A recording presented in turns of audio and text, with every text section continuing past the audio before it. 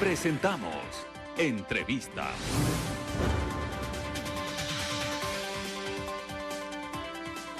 Amigos televidentes, a esta hora saludamos al doctor Daniel Simancas, epidemiólogo de la Universidad UTE.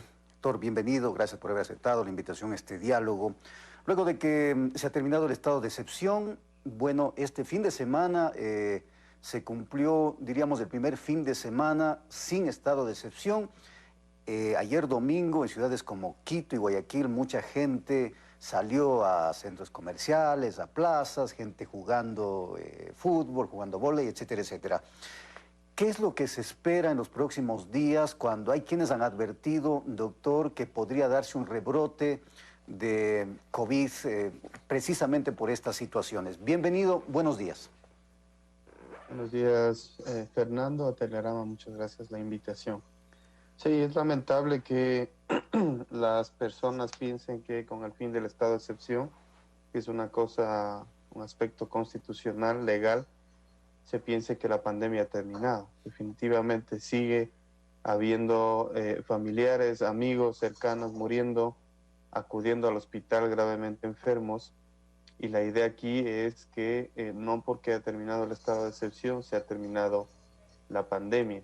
Esto lo veremos en unas 2 o 3 semanas, si es que las personas no hacen conciencia, una conciencia individual, colectiva, social, para evitar las aglomeraciones y cumplir con las medidas de prevención de esta enfermedad. Se ha hablado de que en octubre, precisamente, Daniel, en octubre se podría dar los resultados de esta terminación del estado de excepción y bueno, y lo que está sucediendo en las calles y parques del país. Pero, ¿qué significa un rebrote? ¿Hay esa posibilidad y cuáles son los alcances o cuáles serían los alcances de este rebrote? Bueno, un rebrote se habla cuando prácticamente ha disminuido casi a la totalidad los casos, que no ha pasado, por ejemplo, en Quito. Se podría hablar de un rebrote quizá en Guayaquil. Y yo me atrevo a hablar de picos, todavía no hay un descenso muy importante en la capital. Hay 3 semanas que ha venido descendiendo, pero no a la magnitud que dice técnicamente la epidemiología para hablar de que se ha controlado la situación y que podemos tener un rebrote, como pasó con España, que tuvo 0 casos en algún momento. Nosotros no hemos tenido ninguno. Yo hablaría de un nuevo pico que se puede dar, como no solamente en octubre, sino en noviembre, en diciembre, dependiendo de las disposiciones nacionales y de la cultura, ¿no? De esta nueva cultura de protección, de evitar las salidas, de promulgar la actividad turística en zonas abiertas, no encerradas. El tema es lamentable, el tema de gimnasios. A esta gente hay que ayudarle de alguna manera, a los bares, y todo esto son sitios de las iglesias, son sitios de alto contagio, perdón. Entonces, en epidemiología, si usted saca una población grande o las personas salen, se relajan, dejan de usar mascarillas, podemos hablar de brotes, incluso de picos muy importantes, luego de 2 o 3 semanas que se haya tomado la decisión, y eso será en octubre probablemente. O sea, en Quito estamos hablando de que podría darse un pico, ¿no es cierto? Un crecimiento de los casos. En Guayaquil, ahí sí podríamos hablar de un rebrote o también de un nuevo pico. ¿Cómo entender eso?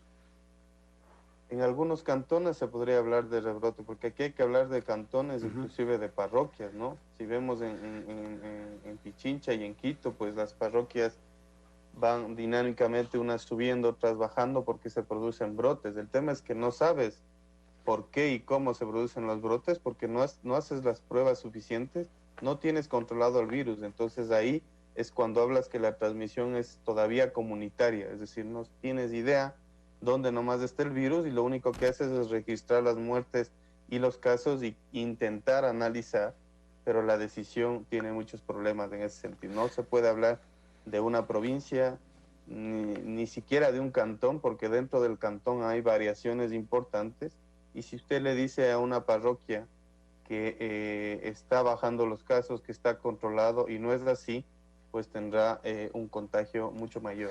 Ahora, ¿qué se puede hacer en este momento, Daniel? Porque, bueno, estamos viendo a nivel internacional casos como el de España. Estuve leyendo algo en torno al Reino Unido, a Inglaterra, que ellos posiblemente vuelvan a un confinamiento, precisamente por esta situación que se está dando. Entonces, ¿qué es lo que se puede hacer en este momento? ¿Es solamente cuestión de nosotros, es decir, distanciamiento social, lavado de manos, es decir, todas las normas que se han establecido en este momento, específicamente en el Ecuador? Sí, específicamente, bueno, en general se podría decir que la responsabilidad es compartida, ¿no? Es decir, la responsabilidad de una persona con su familia de no enfermarse, de utilizar la mascarilla, el lavado de manos, del distanciamiento, evitar aglomeraciones, evitar reuniones sociales, porque no se sabe todavía quién está contagiado, esto no ha pasado.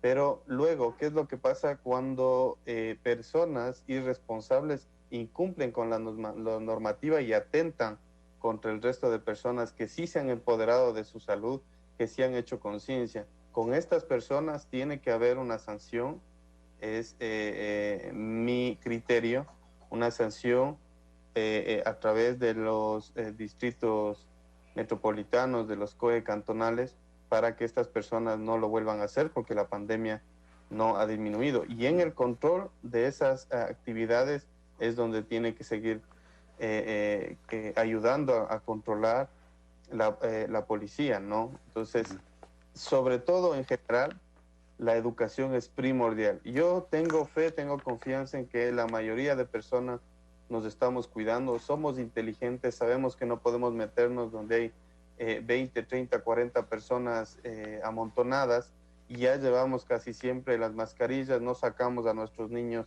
sin mascarilla.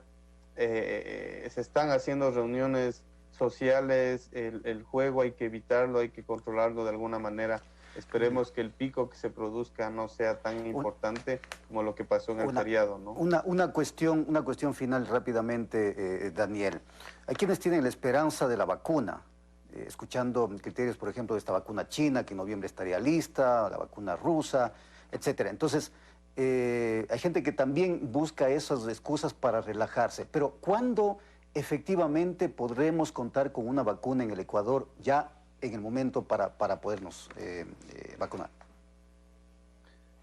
Bueno, demorará, debemos ser muy inteligentes, debemos probar varias vacunas. No solamente una vacuna puede funcionar para un grupo de población, otra vacuna para otro grupo de población. No será rápido, demorará al menos un año y medio la inmunización. Y luego, si yo me pongo la vacuna, no es totalmente efectiva. Debo seguir usando mascarilla, el distanciamiento, porque no sé si me voy a contagiar. Yo me pongo la vacuna, si me coloco la vacuna, yo no sé si es 100% efectiva. ¿Qué me queda? Seguir usando la mascarilla, seguir usando. Obviamente que si en algún momento llego a contagiar, que todos estamos expuestos, pues la vacuna me evitará que yo termine, por ejemplo, en unidades de cuidado intensivo, en un hospital. Pero la estrategia es la misma, independientemente que le haya dado o no coronavirus, que es el otro tema que se está investigando, de la reinfección. Habrá posibilidad de seguir hablando de estos temas. Gracias, Daniel, el doctor Daniel Simancas, epidemiólogo de la Universidad UTE. Una pausa en Telegrama Noticias, ya volvemos con más. Gracias a usted.